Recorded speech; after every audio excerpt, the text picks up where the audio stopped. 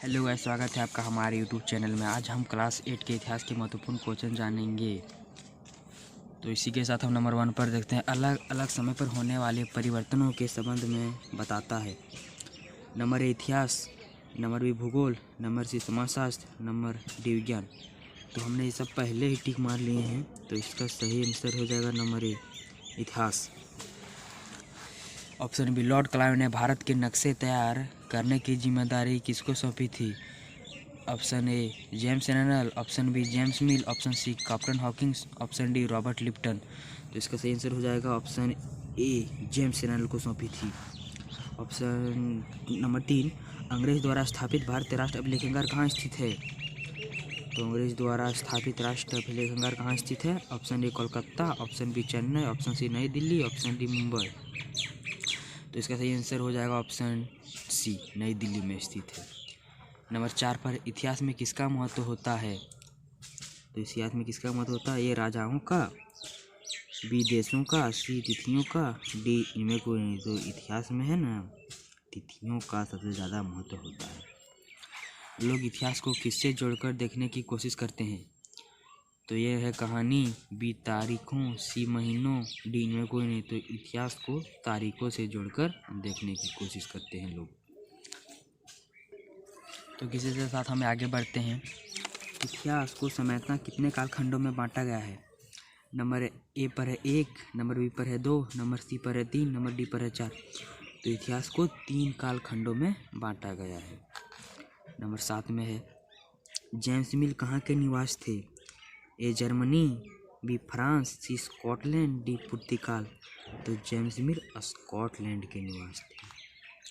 Number 8 पर है, कश्मीर से कन्याकुमारी तक भारत का विस्तार कितना है? 3000 किमी, ऑप्शन बी 3200 किमी, ऑप्शन सी 4260 किमी, ऑप्शन डी 2000 किमी। तो कश्मीर से कन्याकुमारी तक का भारत का विस्तार कितना है? 3200 किमी। स्वतंत्र भारत की पहली जनगणना कब शुरू हुई? तो स्वतंत्र भारत का पहली जनगणना 1947, बी 1948, सी 1950, डी 1951। तो भारत की पहली जनगणना 1951 को शुरू हुई। नंबर 10 पर है, भारत का क्षेत्रफल कितना है?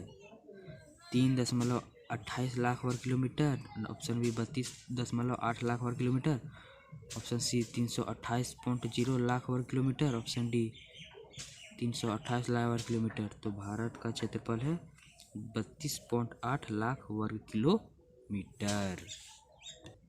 तो इसी के साथ हम 10 क्वेश्चन देखें, इसके बाद आगे देखेंगे। ईस्ट इंडिया कंपनी कहाँ की व्यापारिक कंपनी थी? Option A France, option B Holland, option C England, option D पुर्तगाल। तो ईस्ट इंडिया कंपनी इंग्लैंड की व्यापारिक कंपनी थी। सिरंजी उद्दौला की हत्या के बाद किसे बंगाल का नवाब बनाया गया? मीर जाफर, मीरा कासिम, डी अलीवर्दी खां, सी औरंगजेब। तो सिराजुद्दौला की हत्या के बाद बंगाल का नवाब मीर जाफर को बनाया गया। वास्को डी गामा किस देश के निवास थे? ऑप्शन ए पुर्तगाल, option B France, option C Britain, option D Germany. तो वास्को डी गामा पुर्तगाल के निवास थे। प्लासी युद्ध कब हुआ? 20 मई 1728 ईस्वी को, ऑप्शन बी 27 जून 1757 ईस्वी को, 20 मार्च 1730 ईस्वी को, 17 जनवरी 1755 ईस्वी को। तो प्लासी युद्ध जो हुआ ना, 27 जून 1757 ईस्वी को हुआ। नंबर 15 पर है, ईस्ट इंडिया कंपनी किस महाद्वीप की कंपनी है? Option A Europe, option B Africa, option C Asia, option D दक्षिण अमेरिका।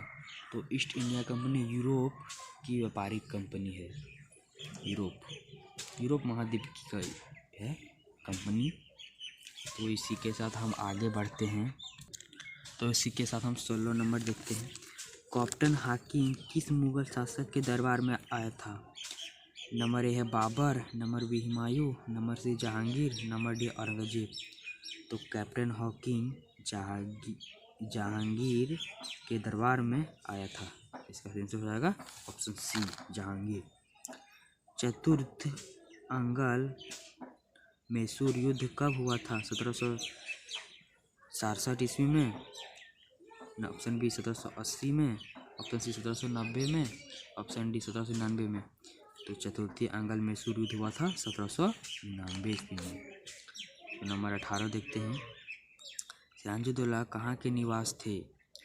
मद्रास के, बी बम्बई के, सी बंगाल के, डी दिल्ली के। तो सिराजुद्दौला बंगाल के नवाब थे।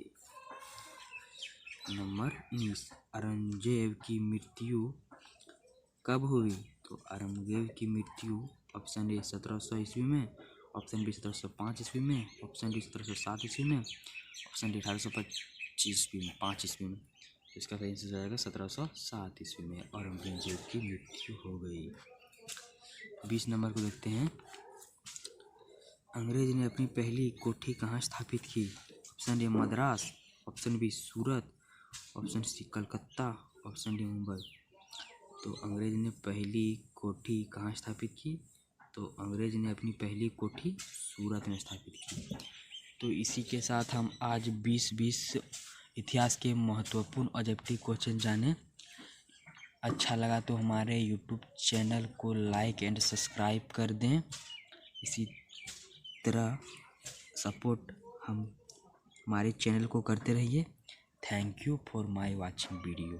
थैंक्स।